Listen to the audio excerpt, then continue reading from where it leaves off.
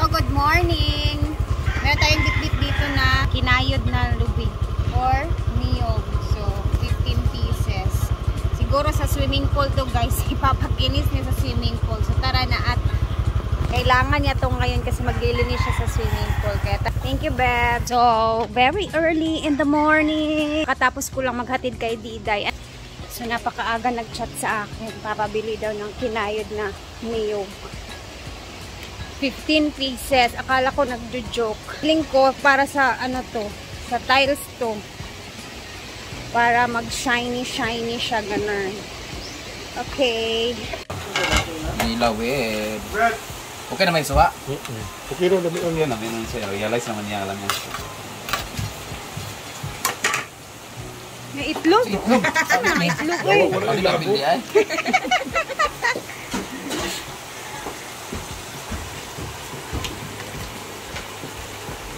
Tamba. Naulilaw na yun. Samok eh. Kabutan guys para mag-trending. Sige daw. Kobe? So, David. Ang bato kinila dahil niya. Kabutan ako tanan ha. Kaya maganda, naon din ako. Yung suko mga tao. Parang ginaanak man na mo pagkuhaan nga. Magkuhan pa mo, ako na may mukhaon. Ganun kamay na ganun. Pareha nang sa mga Indian ba mo pumuton gid nila ang kanon. Lalami kayo ang rice karon guys. Dalimbugas. Bugas din naman. Ano ako kalbugas, bawal dito sa mga veneers. Kaya na yung mga bato gid siya. Unlike sa bugas na. Hinayon lang pud ni mo kaon. 9 years ang Madonna ba? Iya anak si 4.9 di model. Yung iba. Pero sa bayaran. Sabot sa inyo. 9 years anniversary Nang sa Madonna Hospital.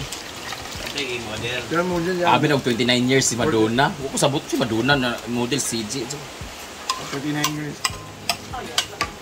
Kamahaw special kinilaw. With prito.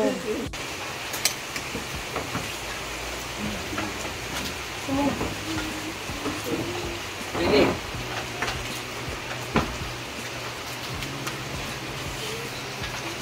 Sige lang si Ma'am Beverly, murag dada na koneksyon niya anak, balik ng UBCBN. Kay balin mo sa muna gitanggal ang tower dito. Ang ilang twist anak kay gibaligyan nila para mabunggahan nila buta ang Bulacan. Dito no sa unas ang akin ng studio. Murag mag-Manila na pudayn ka. Sa to kasi iyan. If ever. Ito lagi kay Kuya Day. Kina. Manan sa nina ako. Kinila mga anta guys. Hindi naman kaon si Antisita sa kinilaw. Di ba mang, di man siya kaog kinilaw. Antisita. Di siya, dili na siya gakaon. Ha? Kita ko dito agin din. Isog bahon gud. Ha? Kay nagapang ito. Wa man kay Trito man.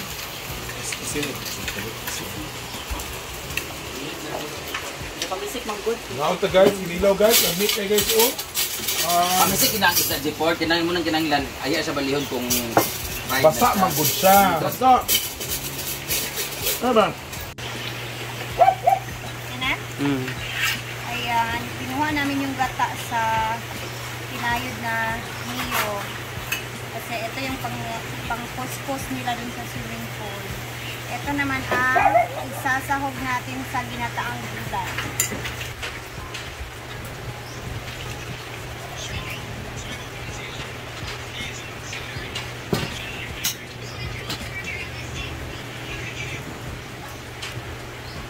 Sa yung hiwaon, so masarap siya magluto sa ginataang gulay.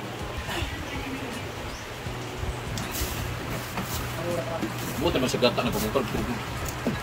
And this time we're going to cook our lunch. So nagprito na po ako ng isda kanina, nandun na lang. So ngayon pa naman ay lulutuin natin ang ginataang gulay na kung saan ang gata na ito is ginamit sa swimming pool. So ang mga sapal niya ay ginamit sa swimming pool. So yung piso na gata niya ay andito. So sayang naman, bumili kami ng gulay para igata. So, hindi ko alam kung ganito rin kayo, the way kayo magluto ng gata. Ilalagay na ng lahat ng ricados. Ayan, so, andito na yung kamatis, bawang, sibuyas, luya. At nag-ready na rin ang ating dalawang tali na siyonglad. Gamay lang kaya kung ginagay mo mantika dito. Tapos, hindi na natin kailangan maglagay ng sabaw because the gulay itself has its own water na since sinugasan to. So, naka-absorb siya ng water. Konti-konti lang natin siyang papulahin. So, alam nyo ba guys, I'm very happy kasi ngayon ay naglalagay na si Daddy ng ilaw at isa na lang ang makakabit. Tapos na paglalagay ng ilaw, tapos nalagay na rin yung hagdanan. And then, naglilinis na sila sa buong ano. Tapos meron pa toong last na nilalagay ng semento at tiles doon sa may jacuzzi. Tapos na nilang lagyan. Mamayang hapon, after nito, maglalagay na sila ng grout. After ng grout, tuyo na yan. Lilinisin na ulit namin siya for final na talaga today. And then, bukas pwede na kami magpatubig. Kasi, tuyong-tuyo naman na yun, palang ilang araw nang nilagay ng tiles. Yung ibang jacuzzi lang naman ang hindi pa nakakabit. At yung jacuzzi naman ay nasa elevated naman siya. So, hindi siya agad-agad ang mapupuno una. So, pakita muna ang ating isda na prito. Dapat din ang ulam namin mamaya. Pero bukas na lang siguro yung paksiw. So, actually, kakatapos na talaga namin kumain, guys. Ang ulam namin kanina umaga ay, sila lang pala. Ang ulam nila kanina umaga ay kinilaw. So, siyempre ako, di ako nag-breakfast. Kinakain ko lang dalawang egg. When I wake up in the morning, wow. Nagiinom lang ako ng warm water. Dahil, alam mo naman, high blood, pati liver. Dilantan ka? Nilalagnat lang ako kahapon kasi nagpahilot ako tapos nagbabad ako sa ilog na initan. Ayan, kumbaga ni sabawan ba. Ito na yung sari-sali nating gulay. So, let it release its own water. Ayan, takpan natin siya para mag-release ang water niya. And then, after that, lalagyan ko na pala siya ng asin, ng seasoning mix para ma-absorb na talaga niya yung lasa. Ayan. Tapos, mamaya, talagyan natin ng asin. Konti pa. Tapos, antayin natin siya na magtubig. After magtubig niya, medyo malambot-lambot na, ilalagay natin gata, tapos pakaluin natin gata, tapos malunggay. Tapos, done na. Ito yung gata na super piso. As in, ito yung kakang gata talaga. Ang kakang gata ba ang first? Ito yung kakang gata. Yung kiking gata, andun na nilagay sa... Bale, 15 na niyog to, di ba, Mang? 15 na niyog, tapos naningil na siriya ng utang. 15 na niyog to, guys. Tapos, puro talaga siya. Tapos, yung pangalawang gata niya, hindi na namin inano kasi kinudkud na nila doon sa swimming pool. So, mamaya ipapakita ko sa inyo kung ano yung mga kinukudkud nila at ano yung mga kaganapan pa doon. But now, let's just wait when the water is releasing. Nabisi kami dun sa pool. Luto na yung gulay natin. Ilagyan natin ang gata na kung saan. Wow. Lagamay na di ka ayo. Tubig lang dayon. At least dili ra kay siya yung nga daghan og tubig. Di ba gamay ra ka ayo ta. Ay gamay ra ka to. Ay ayun na daghan naman, gamay ra man ta. Igo ka ni sa ato ha. Kasi kay sa atin niyan. Asa may ginamit ko na ano? Okay. Hello, luto na ba siya? Nakaligtaan namin, guys. Pakuluin lang natin yan siya. Tapos ganyan yan siya. Lagyan natin ng konting tubig kasi hindi, purong-puro kasi ito. Sarap nito. Kaso, marami kasi kami. Lagyan natin ng konting tubig. Okay. Ito mo ko kagandawal ito po. Anan lang, kalambo. Ano? Ano ito ah?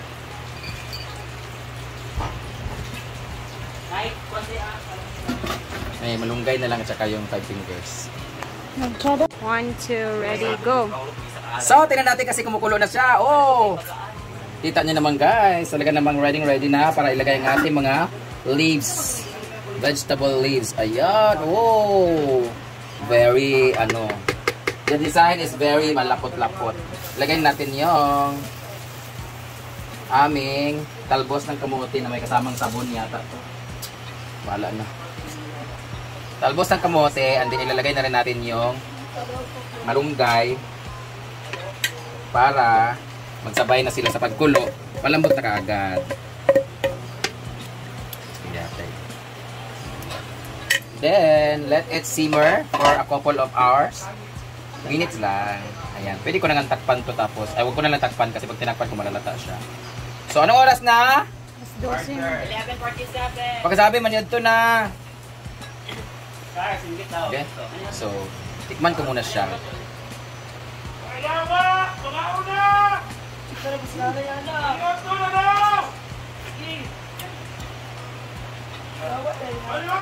Ah, grabe. Huwag pa nalutong gata.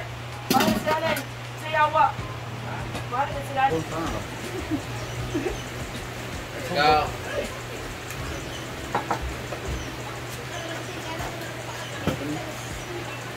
Ay mo!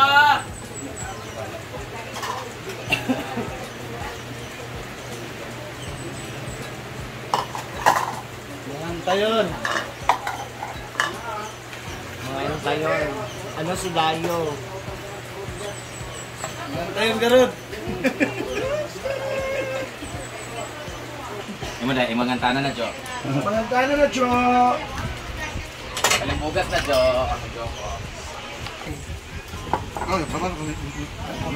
Japanese guy. Japanese. Lunggo. Ha? Guy. Caribbean. Sambuanga City mo. Ito lang yung ipil, Sambuanga, Sibugay, Bulabi.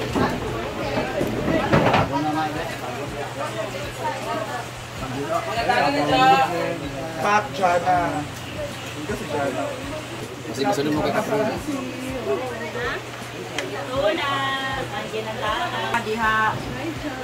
Awa. Bago ba mau, di ba? Mau. Kaya na.